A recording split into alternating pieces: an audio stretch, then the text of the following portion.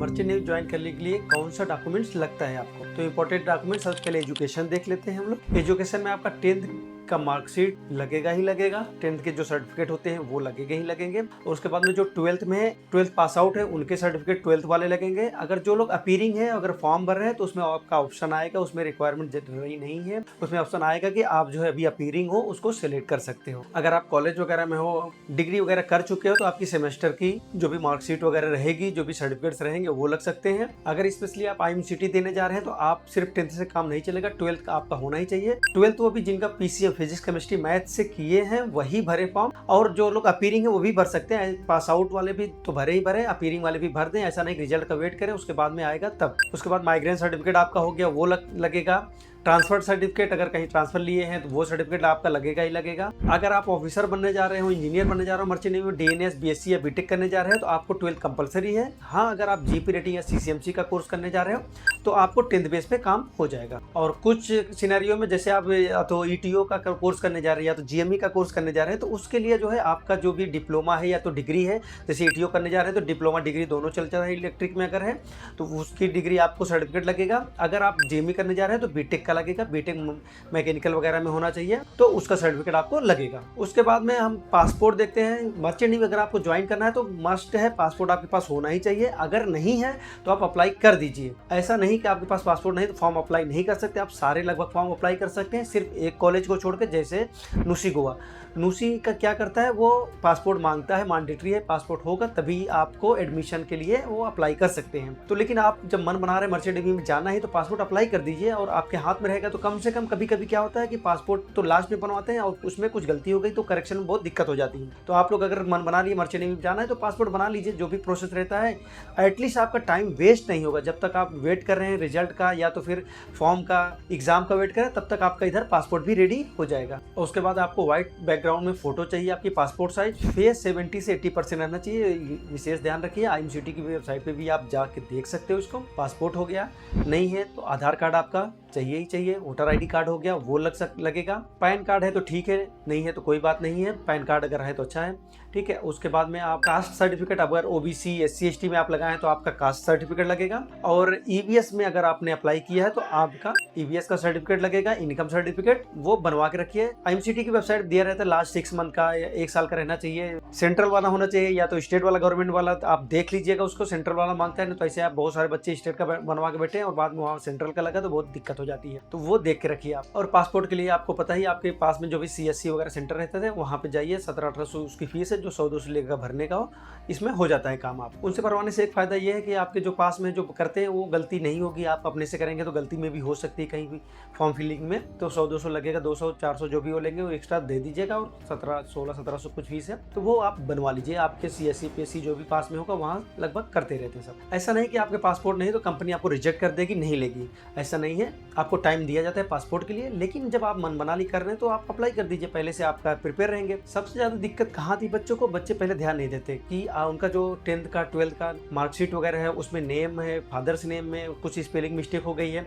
Passport बन के आ रहा है, इमरजेंसी में बनाया, पासपोर्ट में कभी सरनेम नहीं आया या तो उसमें मिस्टेक हो गई, तो बाद में बहुत दिक्कत हो जाती है। तो याद रखिए, अगर आप नया पासपोर्ट बनाने जा रहे हैं तो सरनेम जरूर ऐड करिए, क्योंकि कुछ कंट्री ऐसी है जहाँ सरनेम नहीं रहता तो उसमें वीजा नहीं लगता है। और नुसी तो मना ही कर देता है कि अगर आपका सरनेम नहीं तो वो लेंगे ही नहीं। तो ये सब अपना जितना भी डॉक्यूमेंट्स है सब पहले चेक कर लीजिए, और सब में नेम सेम होना चाहिए। आपका आधार कार्ड हो गया, पैन कार्ड हो गया, वोटर ID कार्ड हो गया, स्कूल की सर्टिफिकेट हो गई, पासपोर्ट हो गया, और लिविंग सर्टिफिकेट, जो भी जितने भी सर्टिफिकेट होते हैं सब में नेम स्पेलिंग्स के साथ में चेक कर लिए, सब सेम होना चाहिए, अलग नहीं होना चाहिए। उसके बाद जब भी आपका एग्जाम वगैरह हो जाएगा तो सबसे पहले कंपनी ये करवाती है, IMCT भी ये करवाती है, आपका DG अप्रूव डॉक्टर से मेडिकल करवाती है। मेडिकल चेक में सब कुछ होता है, DG की पूरी गाइडलाइन है कि इसके हिसाब से आप मेडिकल करेंगे। इनको जो भी DG अप्रूव डॉक्टर आपके आसपास रहेंगे उनको पता रहता है कि क्या करना है आपको एडमिशन के पहले। तो ऑल इंडिया में कहीं भी कराएंगे सेम रहता है। स्पेशली आप सबसे पहले अगर मर्चेंट नेवी ज्वाइन करने जा रहे हैं तो आपके आसपास में कोई भी अगर डॉक्टर वैसे भी है DG की नहीं है तो आप कलर विजन जरूर चेक करा लीजिए, आई साइड कलर विजन की कितना आपकी आई साइड है और कलर विजन आपको सही है कि नहीं है।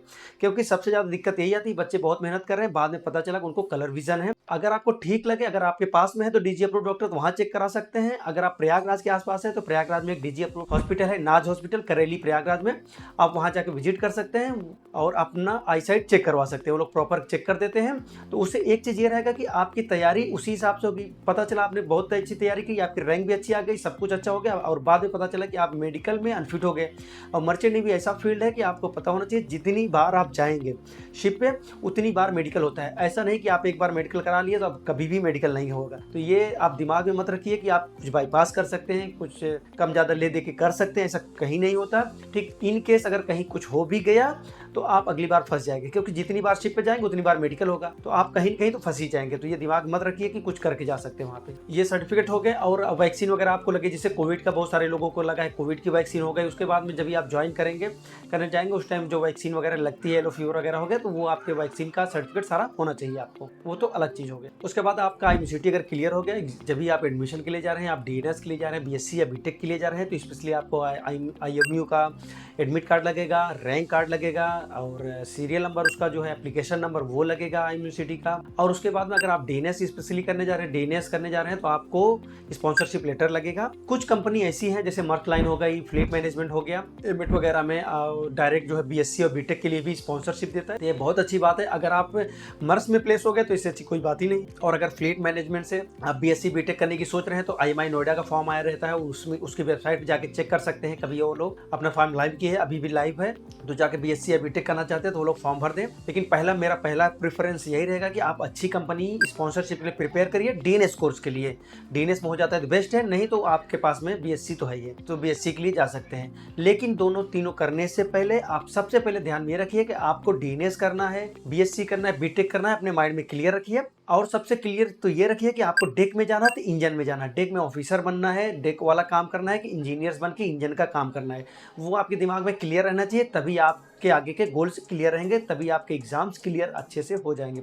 नहीं तो आप कंफ्यूज रहोगे, जा रहे हो BTech करने और स्पॉन्सरशिप का फॉर्म भरे जा रहे हो, आपको पता ही नहीं। तो ये सब जानकारी ले लीजिए। शिपिंग अपडेट चैनल पर हमने बहुत सारी वीडियो भी डाली है, तो उसको भी जाके आप देख सकते हैं। कुछ नहीं तो कमेंट हमें कर दीजिए, हम जितना कोशिश करेंगे आप लोग का रिप्लाई करते रहेंगे। हाँ, अगर आप इसके अलावा GP रेटिंग या CCMC का कोर्स करने जा रहे हैं तो कुछ कॉलेज भी ऐसे हैं जैसे कि ग्रेट ईस्टर्न हो गया, सेवन आइसलैंड हो गया, SCI हो गया, शिपिंग कॉर्पोरेशन ऑफ इंडिया हो गया। ये लोग क्या करते हैं, ये लोग एग्जाम लेते हैं। और IMI नोएडा हो गया, तो यहाँ पे GP रेटिंग और CCMC के लिए भी स्पॉन्सरशिप होता है। मतलब पहले एग्जाम लेते हैं, वो आप लोग लेटर दे देंगे, वो एग्जाम उनके कॉलेज में ही हो जाता है। तो ये कुछ कॉलेज हैं जहाँ पे अच्छे प्लेसमेंट हो जाते हैं। इसके अलावा बहुत सारे DG अप्रूव कॉलेज हैं जहाँ प्लेसमेंट नहीं होता है। जैसे DNS या BSc BTech करने जा रहे हैं तो बहुत सारे बच्चे एजुकेशन लोन कराते हैं, तो उनके लिए भी जब तक लेटर नहीं मिलेगा आपको एजुकेशन लोन तो होगा नहीं। अगर एजुकेशन लोन कराने जा रहे हैं तो उसके लिए आपके मम्मी पापा का, आपका भी लग सकते हैं, मम्मी पापा का है चलेगा, बैंक का पासबुक हो गया, कैंसिल चेक हो गया, वहाँ का फीस जो पेमेंट करेंगे वो हो गया, लोन का जो है लेटर जो भी करते हैं वो सब हो गया। तो वो तो बात का प्रोसेस हो गया जब भी आपका एडमिशन चालू होगा। तो ऐसा माइंड में मत रखिए कि हमारे पास पैसा नहीं तो नहीं कर सकते। आप एजुकेशन लोन आराम से करा सकते हो, बट आपको एग्जाम निकालना पड़ेगा। एग्जाम निकालिए तो आराम से ये चीज़ें हो जाती है और स्टेप बाय स्टेप पता चलने लगता है। कॉलेज वाले गाइड करने लगते हैं कि आपको क्या क्या आगे स्टेप लेना है। और जब भी आप IMU में एडमिशन लेने जा रहे हैं तो आपका जो सर्टिफिकेट है, कैरेक्टर सर्टिफिकेट, वो लगेगा ही लगेगा, तो उसको पहले से बनवा के रखिएगा। जब भी आपका प्रोसेस चालू हो जाएगा, कैरेक्टर सर्टिफिकेट हो गया आपका, तो पुलिस क्लियरेंस सर्टिफिकेट बोलते हैं, ठीक है। ये ऑनलाइन भी बनता है, ऑफलाइन भी आपके यहाँ बनता होगा, कोई भी वकील पकड़ लेंगे, आपका आराम से बन जाएगा। और एक एग्रीमेंट लेटर भी एक बनवाते हैं वो लोग, वो IMU की वेबसाइट पर आपको मिल जाएगा कि क्या क्या रहना चाहिए उसमें, कैसे कैसे बनता है। तो कोई भी वकील को बोलेंगे तो बना देगा। लेकिन कोई भी चीज़ बनवाने से पहले, करने से पहले आप IMU की वेबसाइट पे जरूर जाइए और पूरा प्रॉपर और अच्छे से पढ़िए कि उसमें क्या लिखना है क्या नहीं लिखना है आपको। नहीं, बहुत सारे बच्चे एग्रीमेंट बनवा लिए, गलती कर देते, बाद में पैसा खराब हो गया, फिर से बनवाना पड़ेगा, एडमिशन में दिक्कत होगी आपको। तो ये सारी चीज़ें चेक कर लीजिए पहले आप। तो ये मोटा मोटा डॉक्यूमेंट्स हो गया जो आपको लगने वाला है मर्चेंट नेवी के एग्जाम में कोई भी। लेकिन आप हुआ ना बनाइए, दिमाग में सब प्रेशर मत रखिए हमारे पास इसमें से कोई डॉक्यूमेंट्स नहीं, हम कैसे एग्जाम देंगे या हम कैसे करेंगे। तो कुछ भी टेंशन लेने की जरूरत नहीं है। अगर आप 10th में या 12th में जो भी एग्जाम देने जा रहे हैं, लगभग सबका फॉर्म आया हुआ है। सबसे पहले अगर मेरी बात माने तो आप स्पॉन्सरशिप का फॉर्म भरिए, जो कि आ गया है ऑलरेडी। रिजल्ट का वेट मत करिए, आपकी रिजल्ट आएगा तभी फॉर्म भरेगा। स्पॉन्सरशिप बहुत सारे बच्चे कंफ्यूज रहते पहले कौन सा दें।